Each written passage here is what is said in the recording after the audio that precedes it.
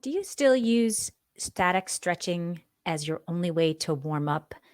Do you use conditioning at the beginning of a workout or practice or an event to get ready to then go and perform and work out and practice?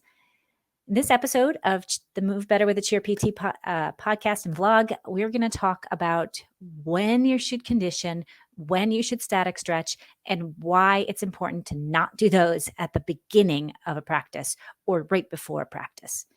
I'm Laura Turner. If you don't know me, I am a physical therapist and a strength coach, and I am a former cheerleader and coach, and I help parents and coaches and cheerleaders make sure they are ready to go for every event, reduce the risk of injury, recover from an injury, and return after an injury. I'm passionate about helping you keep your cheerleaders safe and healthy and on the mat so that you can hit zero and you can have fun in the process and reduce risk of injury. So, welcome back. Let's talk a little bit about stretching. Stretching has gotten a bad rap in the last 10 years or so. There was some research out a while back that static stretching right before an event would actually lower power and lower your ability to perform and to, excuse me, to do the skills that you need to do. It actually sets you up for a bigger risk of injury, and they were looking at lifting as opposed to necessarily in a sporting event, but that translated to a sporting event. So, and in the strength and conditioning world, we kind of got away from static stretching altogether. Well, really, what the research shows is that if you stretch longer than 60 seconds before you are going to do a lift or do something, whatever that might be, an event, you would lose that power. And there was also a time frame between the stretch and a workout. What I take that to mean is that it's still okay to do some static stretching before. And what I've learned in the recent past from my strength and conditioning certifications is that it's actually good to do a little static stretching. Maybe you foam roll, maybe then you stretch, so you kind of warm the tissues up a little bit, get things moving. Then you do your holding stretch. So a static stretch is one that you are going to hold for maybe 15 to 30 seconds. So it's not a full 60-second change mechanics, but it's just to warm the tissue up.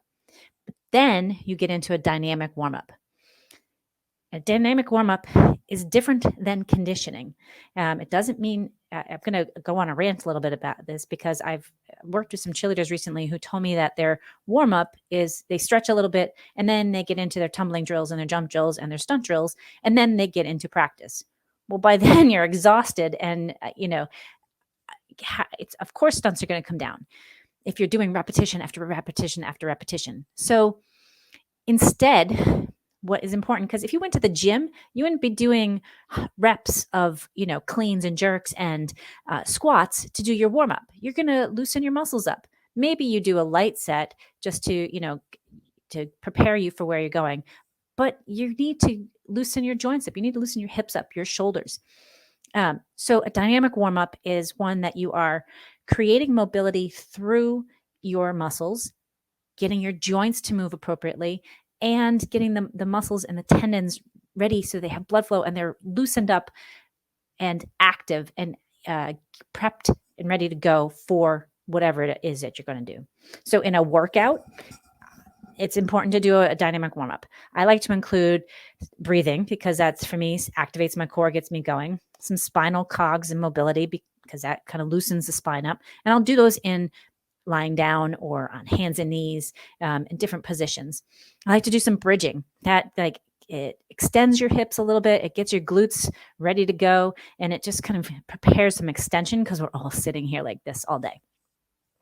I'd like to do some core work, maybe some planks and alternating bird dogs, something to just really kind of tell my abs, my obliques, my back muscles, hey, we're going to do some work and you need to be ready to go.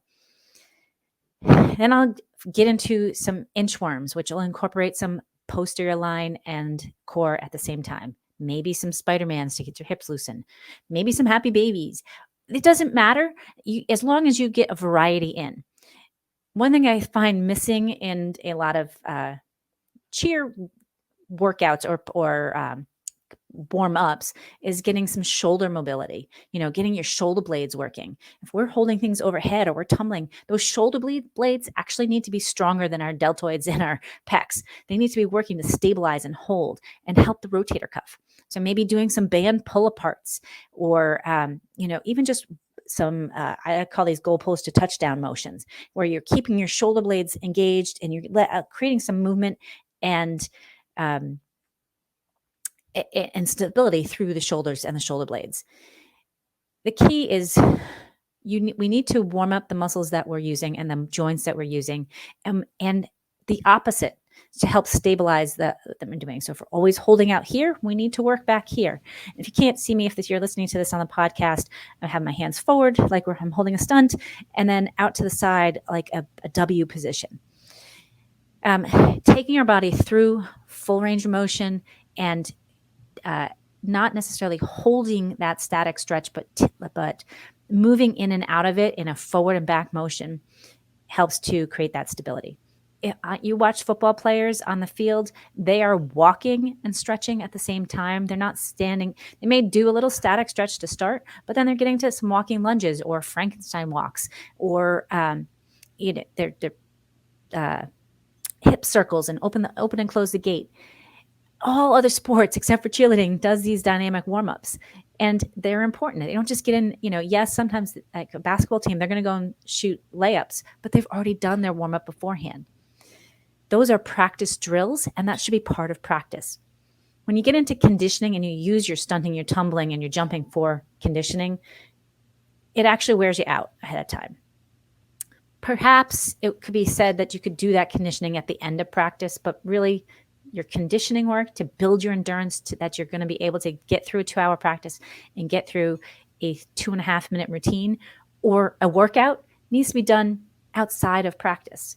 Now, if you're working out, that I consider conditioning at the end of practice. So a good workout in the gym might include a static stretch, a foam roll, static stretch, and then some dynamic work to loosen your hamstrings, loosen your hip flexors, loosen your glute muscles, get your shoulder blades active and create some mobility through your shoulders, maybe some neck mobility. Then you jump into your strength work, and you're going to include all those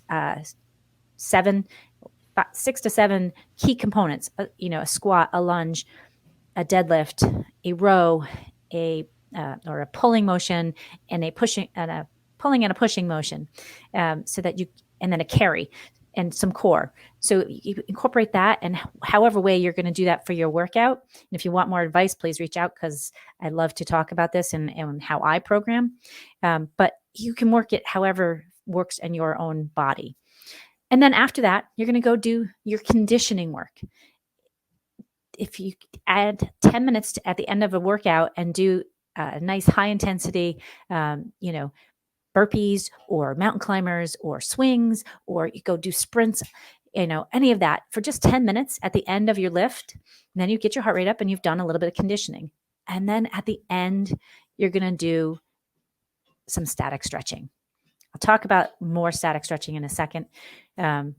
It's also important you could do your conditioning, and you should do longer conditioning, maybe a slower intensity, or 1 or 2 high intensity interval work in between your strength sessions. It's the same as when you're cheering. You're going to do your foam roll if you're doing that, static stretch, then get into some dynamic work where you're doing more active and you're activating your core and you're working your legs and you're stretching out, you're actively taking your legs through the motion that they're going to do. So if you're going to do kicks or jumps that day, maybe you do some kicks and you're working on core stability by keeping your ribs down and your arms in a T or in a high V, and you work the kicks on either side. But you're not doing 1,000 of them at once. A warm-up should be 5 repetitions, maybe 10, not a 30-second hold on a plank, but maybe a 5-second hold, and maybe do 3 reps. So it's a shorter duration, and you really just get your body going. After you get into your warm-up, then you get into your practice.